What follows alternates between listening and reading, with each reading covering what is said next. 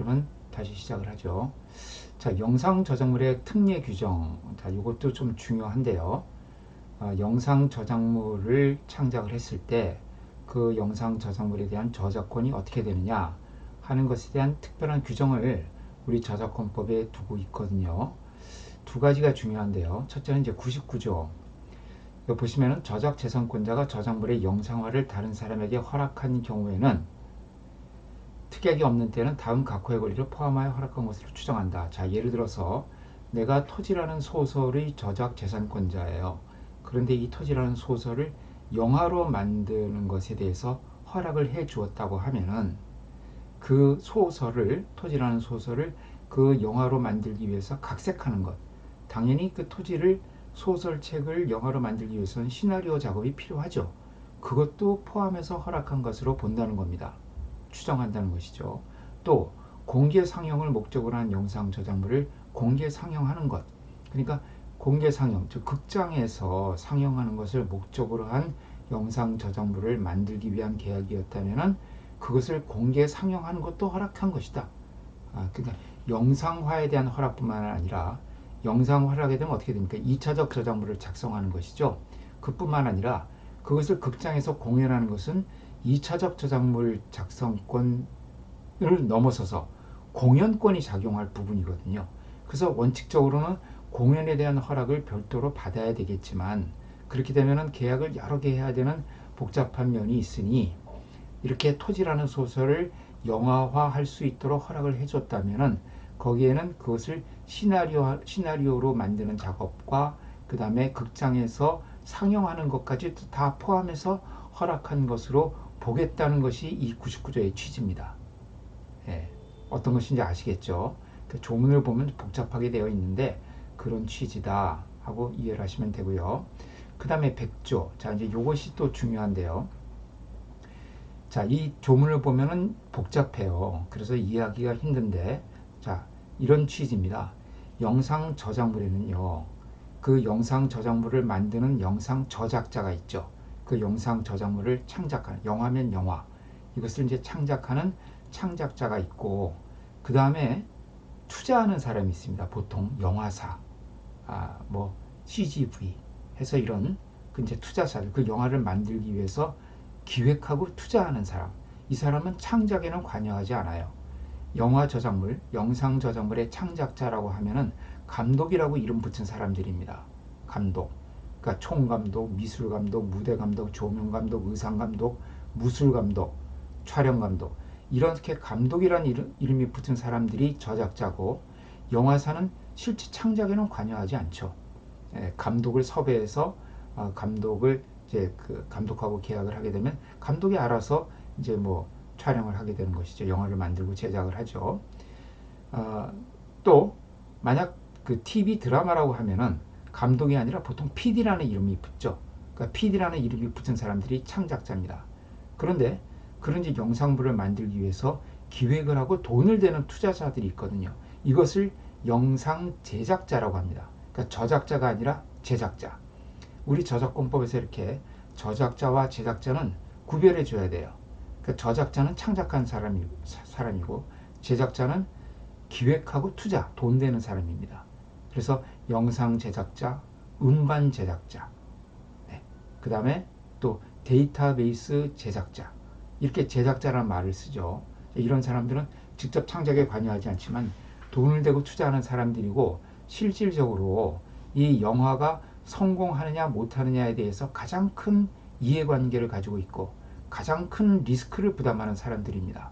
따라서 이 사람들을 보호를 해줘야 돼요. 이 사람들을 보호를 해주지 않으면 영화에 투자하지 않습니다.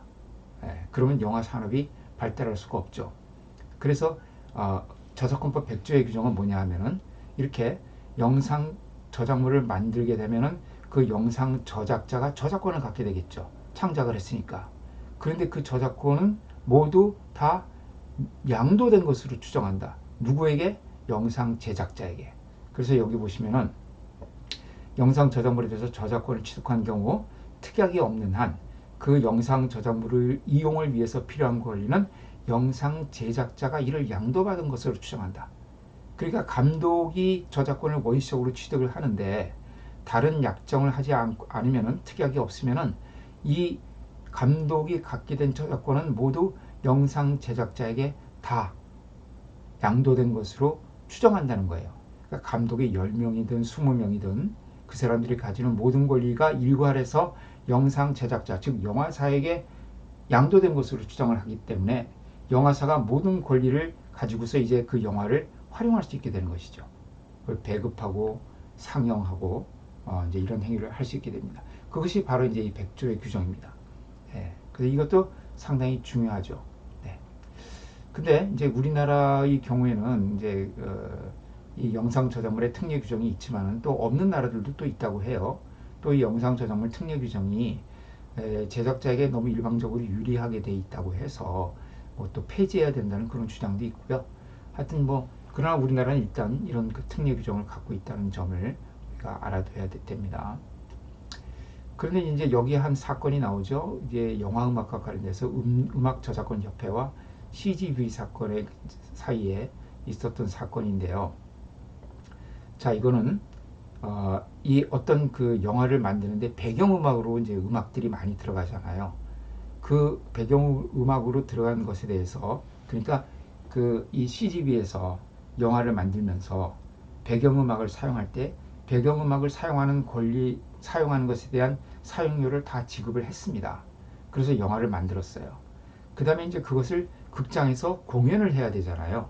그랬더니 음저협에서 그거는 공연이니까 공연 사용료를 별도로 또 내라고 이렇게 요구를 한 거예요. 네. 그러니까 지금 영화를 만들 때 사용료를 내가 받았지만 그거는 영화를 제작할 때 들어가는 그 영화의 그 음악을 삽입하는, 즉 다시 말하면 영화의 음악을 우리가 흔히 싱크한다고 하죠. 싱크로나이제이션. 그러니까 복제할 때의 사용료를 받은 것이고, 그것이 극장에서 공연될 때는 그건 또 별개의 행위 아니냐. 그러면 복제와 공연은 엄연히 저작권법상 다른 행위고 지분권 자체가 틀리기 때문에 여기에 대해서는 별도의 사용료를 내라고 한 것이 음저협의 주장이었습니다. 그런데 아까 우리 99조에 뭐라고 되어 있었습니까?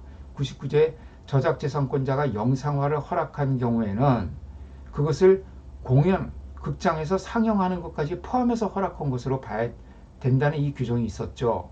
그러니까 여기에 대해서 CGV는 뭐라고 항변을 했냐면은 99조에 너가 이 음악을 나한테 영상화하는 것을 허락을 했다고 하면은 상영하는 것까지도 포함해서 허락한 것으로 봐야 된다는 것이 CGV의 주장이고, 음저협은 자, 그때의 음악의 영상화라는 것은 음악 자체가 테마가 돼서 그 음악이 예를 들어서 돌아와요 부산항해라는 노래를 가지고 진짜 어떤 부산항으로 누가 주인공이 돌아오고 헤어졌다가 하는 그런 영화를 만드는 것이 음악 저작물의 영상화지, 이렇게 단순히 배경음악으로 들어가는 것은 그건 영화화가 아니다.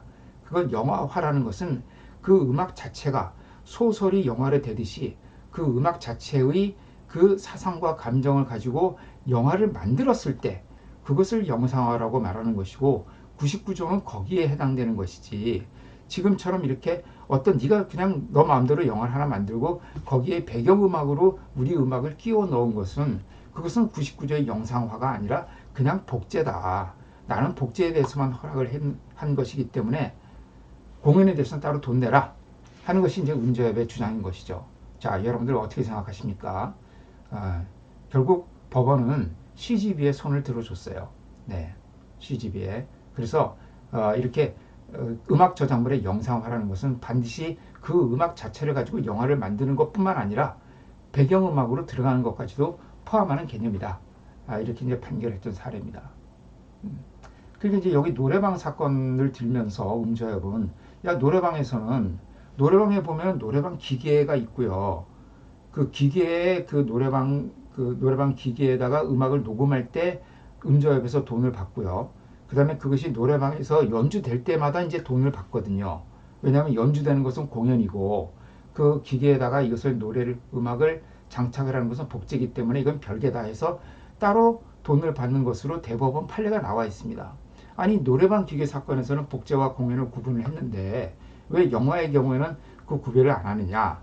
그랬더니 이제 그 법원에서는 그것은 영화의 경우에는 이렇게 99조가 이렇게 마련이 되어 있고, 더군다나 이 노래방 사건에서는 기계를 만드는 사람과 노래방 업주는 서로 다른 사람이지 않느냐. 그런데 CGV는 영화를 만들고 상영하는 주체가 같기 때문에 이것은 사건이 틀리다고 이렇게 본 거예요. 네. 자, 이렇게 이 계약과 관련돼서 이렇게 복잡한 문제들이 많이 이거 엄청나게 복잡했고요. 그리고 굉장히 기간도 오래 끌었던 그런 사건입니다. 네, 그래서 이렇게 우리가 이용 허락 범위와 관련돼서 상당히 그런 복잡한 그런 문제들이 많이 발생할 수 있다 하는 점에서 제가 여기 기재를 해놨고요. 그 다음에 이제 우리 약관의 규제에 관한 법률이라고 있어가지고 여러분들은 그 약관을 잘 쓰실지 모르겠는데, 약관이란 게 뭡니까? 이제 여러 다수의 고객에게 정형적으로 적용되는 그런 계약의 형태를 약관이라고 하죠. 우리 이제 뭐 보험 같은 거 체결할 때 보험회사에서 이제 정해놓은 그런 이제 약관에 우리는 그냥 가서 사인만 하게 돼 있죠. 우리가 뭐 어떤 계약의 내용에 대해서 뭐 서로 협상을 하고 이럴 여지가 없는 이런 것을 약관이라고 하죠. 뭐 보험 약관이 그렇고요.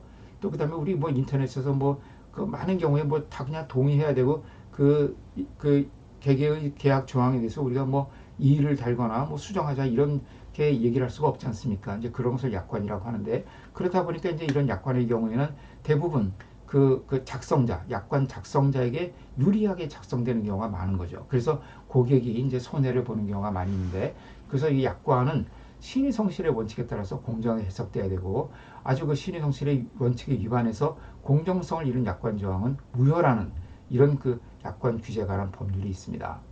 상당히 이제 추상적인데, 그러면은 어떤 경우가 여기에 해당되느냐 하면은 대표적인 것이 여기 이제 면책 조항의 금지 규정입니다. 그래서 사업자, 이행 보조자 또는 피고용자의 고의 또는 중대한 과실로 인한 법률상의 책임을 배제하는 조항. 그러니까 이런 뭐 약관을 갖다가 제시를 하면서 우리가 잘못해서 너가 손해를 입어도 우리 손해배상 책임은 없다. 이런 규정을 두는 경우, 이제 그런 경우에는 그것은 이제 무효라는 거죠. 근데 뭐 일반 과실로 인한 법률상의 책임을 배제하는 경우는 가능해도 고의 또는 중대한 과실로 인한 법률상의 책임까지 배제하는 것은 무효로 하겠다는 거예요. 네. 일반 과실, 이른바 우리 경과실이라고 하는데, 그런 가벼운 과실로 인한 손해배상 책임은 경우에 따라서 배제할 수가 있습니다. 약관으로. 이제 그런 경우는 가능한데, 그러나 고의 또는 중대한 과실로 인한 그런 책임까지 배제하는, 손해배상 책임까지 배제하는 그런 약관 조항은 무효로 보고 있습니다. 약관규제법에서. 그래서 우리 목욕탕 같은 데 가보면은 맡기지 않은 물건은, 뭐 보관하지 않은 물건은 분실해도 책임지지 않습니다. 그러잖아요. 그런 경우에 그 책임을 부담하지 않겠다는 게, 나는 설사 맡기지 않은 물건에 대해서는 우리 목욕탕 영업장에서 비록 가벼운 실수가 있었다 실수로 인해서 그것이 분실되었다 해도 우리 책임 안 지겠다. 이건 가능하다는 거예요. 그러나 고의 또는 중대한 과실인 경우에 고의로 물건을 목욕탕 업주가 훔쳐갔다든가, 아니면 그 종업원이 훔쳐갔는데 거기에 대해서 이 목욕탕 업주가 충분한 주의를 기울이지 못했다, 이런 중대한 과실이 있는 경우에까지 책임을 맡기지 않았다고 해서 책임을 안 지게 하는 그런 것은 이제 무효로 본다는 것이죠. 네. 이런 규정이 있고, 상당한 이유 없이 사업자의 손해배상 범위를 제한하거나 사업자가 부담해야 할 위험을 고객에게 떠넘기는 조항.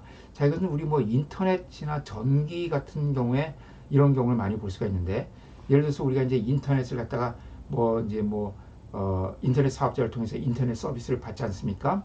이제 정보통신.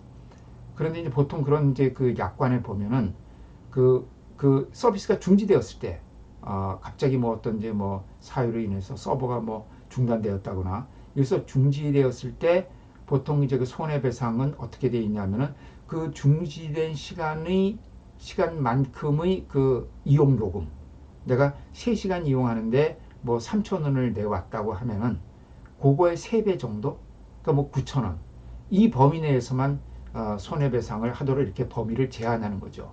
이런 약관들이 많이 있는데, 그것이 어떻게 상당한 이유가 없이 그런 범위를 제한하게 되면은 이제 그런 경우에는 그 약관은 무효라는 겁니다. 이제 이런 게 많이 나와요. 우리 그때 한번 그 SK텔레콤인가요? 이게 그 서비스가 갑자기 중지가 돼가지고요. 어떤 문제가 생겼냐면은 증권 거래를 하는 사람들이 이게 급하게 주문을 해야 되는데 인터넷이 그 먹통이 되는 바람에 재빨리 주문을 못해서 상황 대처를 못해가지고 내가 엄청난 손해를 봤다. 그래서 그랬는데 SK텔레콤에서는 자 3시간 동안 불통이 됐으니까 3시간 동안 이용요금의 그 곱하기 3배 이 정도 범위 내에서는 내가 배상을 하겠다. 근데 이용자 입장에서는 아 나는 그 정도가 아니라 이 증권 거래를 못해가지고 뭐 수천만 원의 손해를 봤다. 자 이럴 때 그럼 손해배상 범위를 어떻게 인정할 거냐 하는 이런 문제가 나오는 거죠. 그런데 이제 뭐 SK텔레콤의 그런 뭐 SK텔레콤인지 제가 지금 정확하게 모르겠습니다. 예를 들자면은 이제 그런 경우에 그 상당한 이유가 있으면은 이제 그런 경우에는 책임을 제한할 수 있고 그것이 상당한 이유가 이제 있는지 없는지는 이제 이거 약관 규제법을 관할하는 공정거래위원회나 또 법원에서 이제 최종적으로 판단할 것이겠죠. 네, 이제 그런 내용들입니다. 뭐 상당한 이유 없이 계약 목적물에 대해서 견본이 제시되거나 견본과 다른 경우 우리 뭐 이제 아파트 모델하우스 같은 거 보러 가면은 뭐 그 팜플렛 같은 거 나눠주는데 나중에 실제 아파트가 지어진 걸 보니까 그 모델하우스에서 나눠줬던 거하고 달라요. 이제 그런 경우에 뭐 책임을 갖다가 이제 뭐 물을 수가 있느냐. 그런데 이제 거기 보니까 뭐 이것은 이미지 사진이고 나중에 다르게 시공되더라도 여기에 대해서는 그 시공사가 책임이 없습니다. 이런 약관이 있는 경우에 그것이 이제 정당하냐 아니냐 이런 것도 이제 문제가 될 수 있다는 것이죠. 자, 이것은 이제 뭐 우리 저작권과 관련해서 뭐 특별히 문제된다기보다는 이제 일반적인 내용이었고요. 아까 말씀드린 대로 이제 공정거래위원회 표준계약서 전속계약과 관련해서 주로 많이 문제가 되는데 전속계약이 뭐 너무 장기간인 경우에는 이제 이른바 노예계약이라고 해서 그 가수의 경우에는 7년을 초과해 정해진 경우에는 그 7년이 경과되면 언제든지 계약 해지를 통보할 수 있도록 있고요. 연기자의 경우에는 계약 기간을 7년을 초과하지 않는 것으로 규정을 했다. 그 다음에 보통 이제 보면은 이제 그 연기자와 또 가수와 기획사 사이에서 이제 이런 전속 계약이 체결되게 되는데, 그런 이제 기획사에서는 이제 그 가수들이나 이런 이제 연기자들을 통해서 수익이 발생하게 되면은 그 수익에서 비용을 이제 공제를 하고 이제 그 수익을 배분을 하게 되죠. 그럴 때 그 어떤 비용을 공제할 거냐, 얼마나 비용이 들었는지 이런 이제 정산 자료를 가수나 연기자에게 제공을 해줘야 됩니다. 그래서 이제 전체 매출액은 얼마, 그 중에 이러이러한 비용들 이거 공제하고 나머지 순 수익이 얼마 났으니까 여기 대해서 너하고 나하고 약속한 대로 7대3으로 나눈다. 이렇게 한다고 했을 때 그 정산 자료의 제공을 제대로 하지 않을 경우에는 계약을 해지할 수 있다. 전속 계약 자체를 해지할 수 있다고 본 사례입니다. 그래서 여기에 보면은 뭐 차량 리스료, 연습실 방음 공사 비용 이런 거는 공제할 수가 없다는 거예요. 이런 것은 그 기획사가 일반적으로 들어가는 금액이지 이 특정한 가수나 이 연기자가 그 사람을 위해서 특정해서 이렇게 지출된 금액이 아니기 때문에 이런 것들에 대해서는 그 회사가 전체 이 가수로 인해서 발생한 매출액에서 이 금액을 공제할 수는 없다고 본 사례죠. 그래서 이런 자료를 적절하게 제공을 하지 않으면 계약 해지를 할 수가 있다. 그 다음에 이제 저작권 계약서의 주요 내용을 보면 이제 이런 것들은 빠짐없이 쓰는 것이 좋다고 해서 항목들을 제가 쭉 나열을 해놨습니다. 이 계약의 목적, 그 다음에 당사자, 그리고 이 사람이 저작권자인지 여부, 그 저작권이 등록이 되어 있느냐, 그리고 이 저작권을 누구와 공유하고 있는지, 그 다음에 정의 규정, 이 계약서에서 무슨 용어는 뭘 의미한다, 이런 뭐 공유는 뭘 의미한다, 뭐 이런 식으로요. 그 다음에 저작권 계약 대상의 특정, 뭐 어떤 그림책이면 그림책, 캐릭터면 캐릭터 이런 것이 특정이 돼야 되고요. 그 다음에 양도 또는 이용허락의 범위, 네, 장소적 범위라든가 기간적 범위 이런 기타 조건들이 들어가야 되고요. 그 다음에 포괄적으로 이용허락을 하는 것인지 아니면 특정 매체에 한정해서 하는 것인지 2차적 저작물 작성권을 포함할지 여부, 그 다음에 이용 매체를 제한할지 여부, 그 다음에 양도 대금, 즉 인세로 할 것인지 또는 사용료를 어떻게 지급할 것인지 이런 대가에 대한 부분들이 들어가야 되고 그것을 지급 방법, 뭐 매월 지급할 것인지 아니면 분기별로 지급할 것인지 이런 것들이 나와야 되겠죠. 그 다음에 계약 기간과 계약 기간이 종료됐을 때 자동 연장을 하게 할 것인지, 그 다음에 저작권 보증 조항이란 건 뭡니까? 지금 이 해당되는 지금 이 계약을 체결하는 이 저작물에 대해서 이 저작물의 저작자가 다른 사람의 저작권을 침해하지 않았다는 것을 보증하는 것이죠. 이 작품은 표절 작품이 아니다. 내가 스스로 창작한 나의 독자적인 저작물이라는 것을 보증하는 조항이 있어야 되겠고, 어떤 사유가 있을 때는 계약을 해지할 수 있고 손해배상, 그 다음에 미약벌을 지급하게 된다는 이런 약정들, 그 다음에 이런 계약에 대해서 이 계약과 관련해서 분쟁이 발생했을 때 관할을 어디로 할 것인지, 서울중앙지방법원으로 할 것인지, 아니면 법원으로 가기 전에 중재나 조정을 거칠 것인지, 이런 것에 대한 이제 규정을 둘 필요가 있겠죠. 그 다음에 이제 또 구체적으로 본다면 원작 사용 계약서가 있고, 그 다음에 창작 계약서. 원작 사용 계약서라는 것은 이미 만들어진 저작물을 이제 이용하는, 그러니까 이제 내가 뭐 소설을 하나 창작을 했다. 그래서 이미 창작이 됐는데 그것을 출판사와 이렇게 이제 계약을 체결할 때 요러요러한 내용들을 이제 이 들어가야 된다는 취지에서 여기 적어봤고요. 그 다음에 창작 계약서는 아직 창작되지 않은 그 저작물을 이제 창작을 의뢰하는 것이죠. 그 뭐 캐릭터의 개발을 의뢰한다든가, 컴퓨터 프로그램의 개발을 의뢰한다든가, 작사 작곡을 의뢰하는 이런 창작 계약이 있죠. 창작 계약의 경우에는 창작 작품을 특정을 하고 그 명칭이라든가 소재, 분량, 횟수 이런 걸 특정을 해야 되고, 작품 인도 기한, 작품의 검수를 어떻게 할지, 검수에 대해서 수정 요구를 하게 되면은 어떻게 더 그 요구사항을 반영해야 되는지 이런 부분에 대한 것, 그 다음에 미총료, 작품 창작료죠. 창작에 대한 그 금액과 지급 방법, 그 다음에 그렇게 해서 만들어진 작품의 저작권을 누구에게 귀속하게 할 거냐, 아주 중요한 문제죠. 이 부분. 그 다음에 2차적 저작물 작성권도 양도된 것으로 볼 것이냐 하는 문제. 그 다음에 이 창작물이, 이렇게 만들어진 창작물이 다른 사람의 저작권을 침해하지 않는다는 그런 보증 조항, 이런 것이 들어가야 되겠고, 그 다음에 이렇게 창작품을 납품받아 왔을 때 그것을 뭐 제어라든가 내용이라든가 형식을 내가 편집하거나 수정하는 것에 대한 동의 규정, 저작 인격권에 대한 저작 인격권 불행사 규정이라고 볼 수가 있겠죠. 그 다음에 그 납품이 늦어졌을 때 그 지체 상금에 관한 부분, 또 그 다음에 크레딧, 이것은 이제 그 작품에 그 저작자의 표시를 해주는 것에 대한 문제죠. 영화면은 영화, 그 나중에 이제 그 영화가 끝났을 때 엔딩 크레딧이 올라가면서 그 이제 관여됐던 그 저작자들의 그 이름이 쭉 올라가죠. 네, 그런 부분에 대한 문제, 그 다음에 계약 위반의 경우에 해지할 수 있는 규정들, 관할 합의 이런 것들을 들어가게 됩니다. 음악 저작물에 관련된 계약은 요건 그냥 여러분들이 한번 슬라이드를 나중에 그냥 쭉 한번 읽어보시면 될 것 같습니다. 음악 저작물과 관련돼서 한 가지 좀 특별한 계약이라고 하면 뮤직 퍼블리싱이라는 게 있어요. 퍼블리싱 계약. 이제 그 음악 출판 계약이라고도 흔히 부르는데 우리가 서적 출판과는 상당히 다른 개념입니다. 일종의 기획사 또는 매니지먼트, 이런 의미가 더 강해요.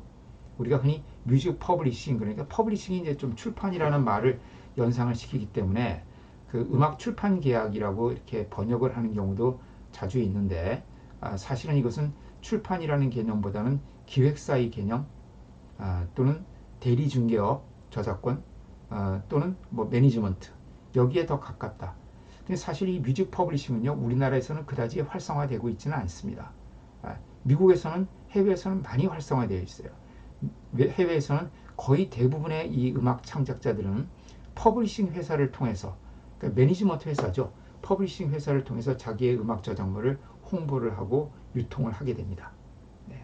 그래서 우리나라에는 이제 이 퍼블리싱 회사가 많이 없고, 제가 얼마 전에 보니까 이제 그 이루마라는 이 피아니스트, 네, 그분은 이제 이 퍼블리싱 회사를 따로 두고 계신 것 같더라고요. 그렇게 이제 이런 클래식, 또 이런 부분에서 아주 저명한 그런 분들이 아주 대량으로 또는 아주 고액으로 이렇게 자기 작품 활동을 하시는 분들이 그런 퍼블리싱 회사를 따로 이제 그 계약을 체결해서 하는 경우를 볼 수가 있고요. 또 보면은 그 해외 저작물의 경우에 국내에서 퍼블리싱 회사들이 외국 음악 저작물들을 관리하는 그런 경우가 많이 있습니다. 그러니까 우리 뭐 유니버설 뮤직, 소니 퍼블리싱, 소니 뮤직 퍼블리싱, 이렇게 해서 그런 회사들은 이제 그 외국 곡들, 우리나라 곡이 아닌 외국 곡들을 그런 이제 유니버설 뮤직 코리아라는 이제 유니버설 뮤직은 이제 세계적인 회사고요.